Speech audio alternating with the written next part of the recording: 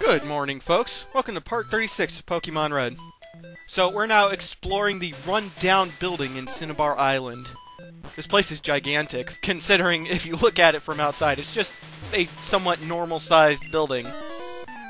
And apparently this guy doesn't know to just walk down the stairs to get out. Seriously, that's all I did to get to him as I walked up the stairs. I don't know what's so hard about that, but okay. We get to see Charmander, who doesn't stand a chance. No chance. Sorry. Charmander's not gonna win. See? Especially with critical hits. Good lord. But Charmeleon, on the other hand, could have a chance to win if it gets used properly.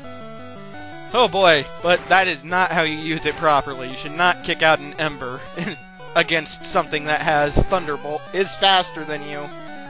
Yeah, not a chance. Goodbye, Charmeleon. And with that, we took out a Burglar. Oh no, my Bagaloo! Switches open and close alternating sets of doors! Anyway, he is not wrong, and if you can't tell, because I don't think I've pushed one yet, the switches are in the weird-looking statues with Pokemon on them. I believe we see one here fairly soon, but anywho, for now, let's head up the stairs. Oh, there's one right there. So, when you push the switch... Oh, a secret switch. Sorry, it's a secret switch. It opens and closes different sets of doors.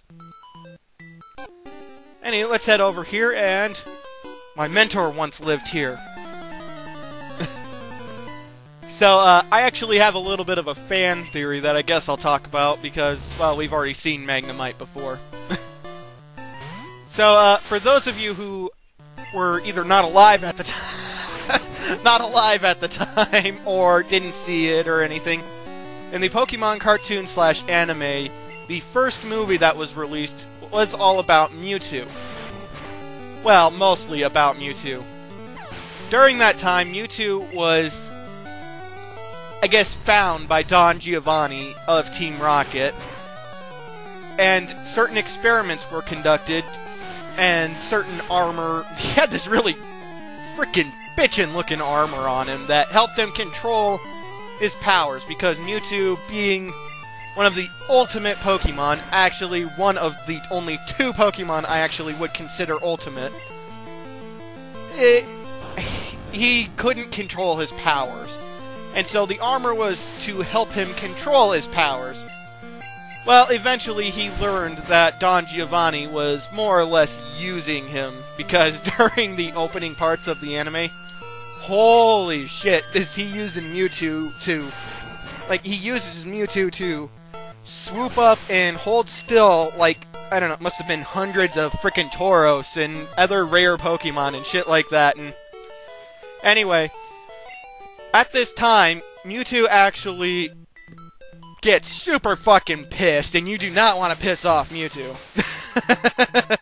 There's one thing that anime has taught everyone who's watched it: you don't piss off Mewtwo.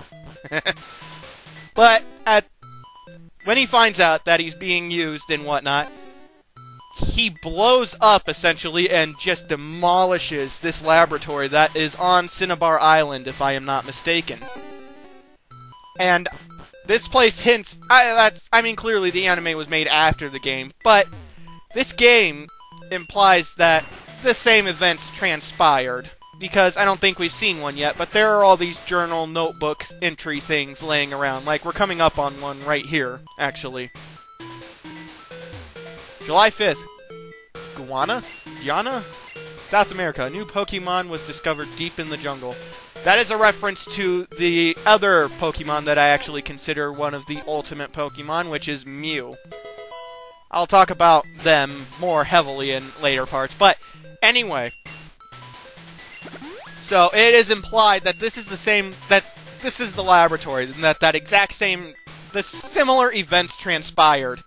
I do not actually think in this that it was Don Giovanni who experimented with Mewtwo and all that, because if you recall, on the other laboratory here on Cinnabar Island, there is a poster where it talks about the founder, who is Doctor Fuji. And Mr. Fuji in Lavender Town, it's never confirmed, at least I don't think it is, But Mr. Fuji in Lavender Town is all about helping Pokemon and basically Pokemon charity.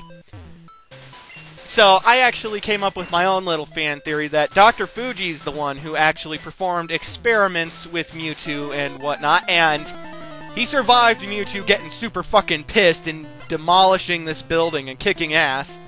Kicking everybody's ass who was in the building. He survived it. And so now he's decided that to atone for his mistakes, he's going to perform Pokemon charity.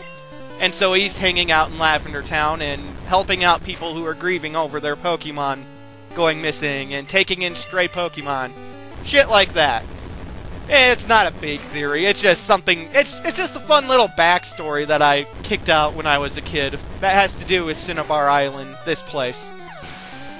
But yeah, I love this building. It's one of the only things that actually build on plot in the Pokemon game, in Pokemon Red. February 6th, Mew gave birth. We named the newborn Mewtwo. Clever! Actually, that would make Mewtwo an Aquarius, if I'm not mistaken. I'd have to double check, but I'm fairly certain. So, in case anyone was curious, Mewtwo is an Aquarius. I think horoscopes apply to Pokemon, don't they? Don't they? I don't know. Anywho, so I believe that we now go back up these stairs that we've seen before. This place is very maze-like, and the thing is, I want to show off all the journal entries, because this is like the most interesting place in all of the Pokemon game. In all of Pokemon Red, this place is the one place that I find the most interesting. Oh, before anything else, don't go down the right gap. If you go down the right gap, it takes you to a previous floor that we've been to, and you have to come all the way back. You need to take the left gap. Anyway, who are you? There shouldn't be anyone here. Oh, bejeebus. So yeah, it's another scientist. I've already mentioned this, but they look very odd. They look so odd to me for some reason. I don't know why. But anywho, Electabuzz Mega punches the bejeebus out of the Electrode and then the Weezing. So yeah, they went down relatively easy. In case you haven't been able to tell, Electabuzz is kicking all kinds of ass. It's an excellent Pokemon in this game. A key? I don't know what you're talking about. Now, you see, this is something that I don't understand. Why is the key to Cinnabar Island's gym here in this rundown building? Because that's actually what we're here for. You don't have to read any of the little journal entries. You don't have to pick up anything except for that key. Oh, also, this is your exit out of the building after you get down to this point. Don't go down there until you find the key. Like, don't go through that gap till you find the key. So anyway, we're now in this big open area. Really big, really annoying. Pokemon are so frequent in this place. They really up the frequency of the Pokemon. September 1st. Mewtwo is far too powerful. We have failed to curb its vicious tendencies. See, it's just... I don't know. It's just my own little fan theory. Take it how you will. I'd love to hear some other people's fan theories, because I'm sure I'm not the only one who's come up with one. So anyone watching these, if you want to float a fan theory by me, by all means, feel free to. Anyway, this place is also full of burglars, which... I'm not sure why they're here. There can't be anything, like, severely worth value to them here. But there again, who am I to talk? I mean, we've technically been stealing shit all throughout this game. I mean, good lord. We've been taking stuff out of people's homes, out of buildings, everywhere. We've just been stealing all kinds of shit. But to be fair, they're leaving it laying on the ground. We even technically stole a Pokemon back in Celadon City. Oh yeah, we stole that Eevee from Mr. Know-It-All's house. Anywho, though, this is Ponyta, a fire horse Pokemon. There is actually hardly any fire-type Pokemon in this version. I don't know why, but anywho. You can find a lot of stuff laying around, and that's very true. In fact, if we come down here, we find TM14. TM number 14 contains the move Blizzard. It is like Hydro Pump, Fire Blast, Thunder. It has the highest attack power of any ice move, but its accuracy is very low, so it's not really worthwhile. If you come all the way over here, you find a full restore. I'm not sure if I've mentioned it or not yet, but full restore fully heals your Pokemon's HP and gets rid of any status effects. It's basically a combination of the item's Max Potion, which fully heals your Pokemon's HP, and Full Heal, which gets rid of any status effects. But anywho, just a little bit of trivia for you guys. We're taking on another scientist with a Magnemite. Oh boy. These Pokemon. Electabuzz beats up on a Magnemite and then the Electrode. Oh, bejeebus. Seriously, they should be using tougher Pokemon by this point. At least evolved Pokemon. What was that for? You battled me, you scientific bastard. Oh, and that's how I describe every area that I like. Every bit of my surroundings that I enjoy. I call it conducive. I describe them as they're conducive. Get a dictionary, folks. I had to when I was a kid to figure out what the hell that meant. Yeah, I'm stupid, I know. Anyway, we press this secret switch. Who wouldn't? I mean, of course, who wouldn't? You know, you see a button, you want to push it. Although it's a switch, so I'm assuming it's a switch, not a button. Here, though, we find the most valuable treasure, aside from the key that we have to get, and that is TM number motherfucking 22. As you saw, it contains the move Solar Beam, the best grass-type attack in the game. But, anywho, down here is the secret key, which we've been looking for. So, we go back to the exit of Cinnabar Mansion. So yeah, we're now officially done with that mansion place. Not too big, not too bad compared to some of the shit we've had to go through, but still fun. We're gonna go to the Poke Center because I have a lot of shit and I need to deposit an awful lot of items and rearrange and all this other fancy schmancy stuff. So we deposit some items, but I mess around with the items in my PC. You guys don't get to see it. Sorry. Anyway, we're now going to heal. Because, you know, we're at the Poke Center, why not heal? Right? Right? I don't know. Anywho, after healing. Come on, finish talking to the lady. Red, quit flirting. Jeez, it's just a nurse. Quit with the flirting. You're only 10 or 11. Anyway, it's time for us to now pick up our Aerodactyl. The very awesome Pokemon that I cannot wait to show off, except I don't believe I show it off in this video. Sorry, people. But Aerodactyl is rock/flying type. It's a very unique dual-type Pokemon. There aren't very many like this. There are no other ones like this in this generation. But anyway, it's very awesome. I recommend using it. So, y'all ready to take a quiz? Huh? Huh? Anyway, we're going to take on Cinnabar Island Gym. And this is the 7th gym, so it must be the most ridiculously hard, frustrating, overwhelming piece of shit gym ever, right? Well, here's the gimmick. You have to answer these questions. You get asked these questions, such as the one right there. It's really easy. Does Caterpie evolve into Butterfree? Of course it does. I mean, come on. That's easy schmeezy shit there. If you get the answer wrong, though, say you said, no, it doesn't evolve into Butterfree, because why the hell would it evolve into a butterfly? You know, it's a caterpillar. Craziness. Well, if you get it wrong, then you have to battle the trainer that's standing right there. Anyway, though, let's go ahead and try again. There are 9 certified Pokemon League badges? No, there was technically a 9th gym in Saffron City at a time. However, though, once the Psychic-type gym overwhelmed it, it was removed from the gym leader status. So, the next question is, Poliwag evolves 3 times. No Pokemon evolves 3 times. It evolves twice.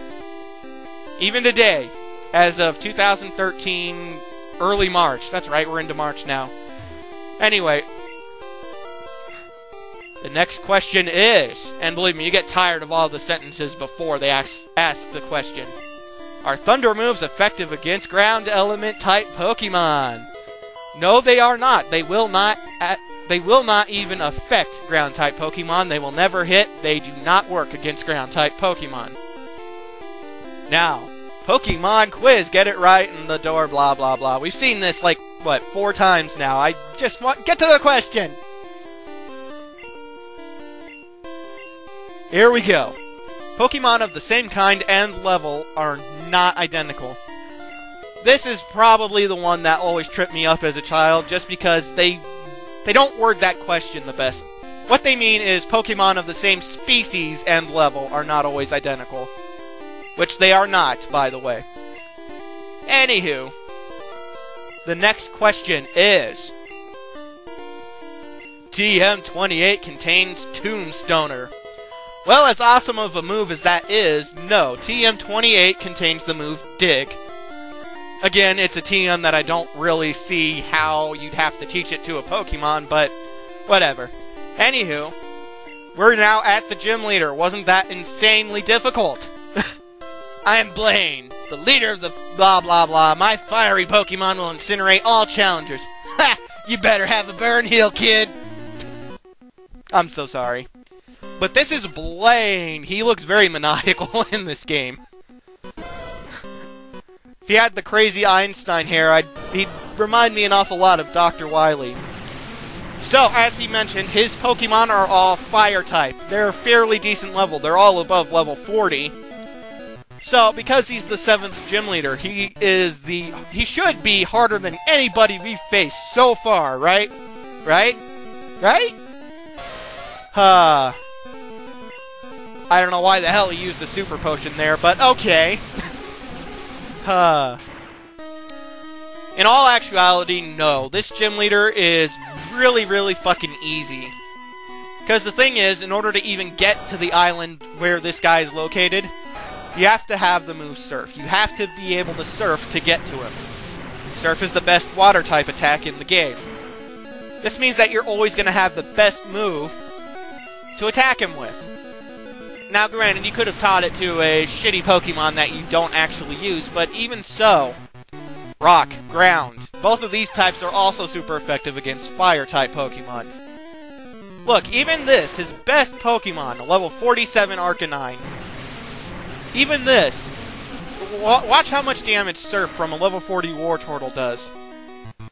Yeah, it takes him over halfway down. If Wartortle was evolved from the Blastoise, it might one-shot him. I don't know. It'd be close, but it might. So, in all actuality, no. This gym leader is easier than Koga. He's easier than Sabrina. He's easier than the next gym leader. Surprise. Just a little spoiler, I guess. He is harder than Erica, but that doesn't amount to anything, because you're a shitload stronger by the time you get here. And yeah, that's it. That's the end. That's it for Blaine. I'm serious. I'm not joking. That is it for the 7th gym. I guess I earned the Volcano badge. And as always, Wartortle is not gonna evolve. Sorry. Ha! The Volcano badge heightens the special abilities of your Pokemon. Here, you can have this too. We received TM38, which contains Fire Blast. It's the fire equivalent of Blizzard, Thunder, Hydro Pump, such and such. Anywho, we have all 7 badges now, so where do we go for the 8th one? Well, stay tuned to find out.